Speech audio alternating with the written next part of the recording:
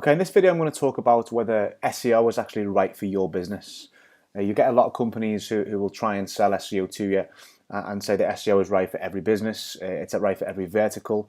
It's not. It depends on quite a few factors, which I'm going to cover now. But you need to make sure that it's the right investment for you, because it's not cheap. It's not a cheap investment, and it takes up a lot of time, a lot of resources from yourself and other SEOs to do such work. So you need to make sure you're getting a good return on your investments for the money that you're putting in. So there's a couple of things you need to look at. First of all, is the actual search volume for the thing that you're selling, the service or the product that you're selling. So the first thing I would do is I go to I use Chrome, which is just a browser, and I'll add an extension. I'll show you the extension now. Extensions,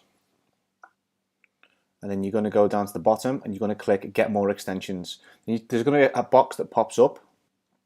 This is completely free, by the way. Just add this to your browser, and you can just type in what you're looking for and press enter. Okay, so let's go back to the extension I'm talking about. So the one you want to download, and the one that's quite important, is called Keywords Everywhere Keyword Tool. Okay, so you can see here I've already got it enabled. I'll show you it in action now. So let's just get rid of these two. Traffic, accident, lawyer, NYC, New York City. Okay, so car accident lawyer, NYC. Let's choose that as a keyword. And obviously you've got your results, you've got your ads down here, then you've got your map listings, and you've got your organics underneath here. Okay, so first of all, if you just look at the top, just right underneath the search bar, you can see there volume 210. Okay, ignore this bit. This is just about Google AdWords and pricing up. Google trying to give you an idea what it costs per click and that sort of stuff. So volume 210. Now these are not bang accurate. Obviously the higher that the search volume is, the more accurate that these numbers are going to be. If you've got small numbers of under 50, something like that, the numbers aren't going to be accurate. Okay, the less the search volume is, the less accurate they will be. If you're going into the thousands or hundreds of thousands of searches, then they're going to be a little bit more on point with their guesses. Again, Google obviously knows exactly how many searches are happening for these terms every month, but it doesn't really want to disclose all that information. Okay, so it's going to give you a ballpark. You can use Google's keyword planner tool, but that now gives you just a sort of to and from. It gives you a bit of a band now. So I find this extension on the Chrome browser is the most accurate information that we've got at the moment. So you look at that, volume is 210. Okay. Now depending on, I'll use this as an example because you could type in car accident lawyer NYC, you could type in car accident lawyer NY, New York accident lawyer. There's many different permutations of that keyword you could type in, and what I would do is to try and get this is something I do for every client. Okay, I'll do an analysis for every client. They'll give me a list of keywords that they want to rank for, and then I'll just analyze whether I think, first of all, SEO is good for them, whether it's a good fit for them, and whether it's going to be worth the return on their investment, the money they're going to be putting in. Okay, so say for example you've got 5, 6, 7 keywords that all are very similar to that, but they're just moved around, they're switched around the words, etc., because people type in different stuff. Okay, and then with that you end up getting a list of keywords and a list of volumes, and I'll show you how it works and how it breaks down. So let's just pull up this example.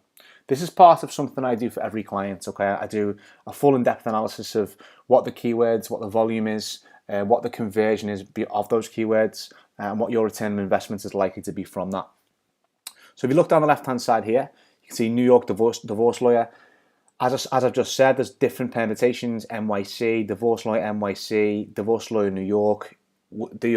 You also use the term attorney as well, which is obviously the same thing. And people type in different things. So the total for these, what have I got there? 6, 7, 8 keywords is 3,250. Okay, that's how many people every month are looking for a divorce lawyer in New York City. Now, you see this table in the center? This table in the center tells you what percentage of those people will click on 1, 2, 3, 4, 5. So out of these 3,250 people, 37% of the people who land on that page will click on the first results. So as we go down, number 2, 17%, number 3, 10%. And as you can see, as it goes further down the page, people are clicking less and less. So 1% of people are clicking on numbers 9 and 10, the very bottom of page 1. You're going to know this yourself. You go to Google page 1, how often do you click on number 9 or 10? unless it's something that you're specifically searching for. And myself, if I'm looking on Google, I'll be looking for the top couple of spots really, and I certainly won't be going to page 2. So as you can see, page 2 is pretty much useless. Bottom of page 1, pretty much useless really, depending on the numbers obviously. But you want to be that top 1, 2 or 3 position, and you're going to get the lion's share of the search volume.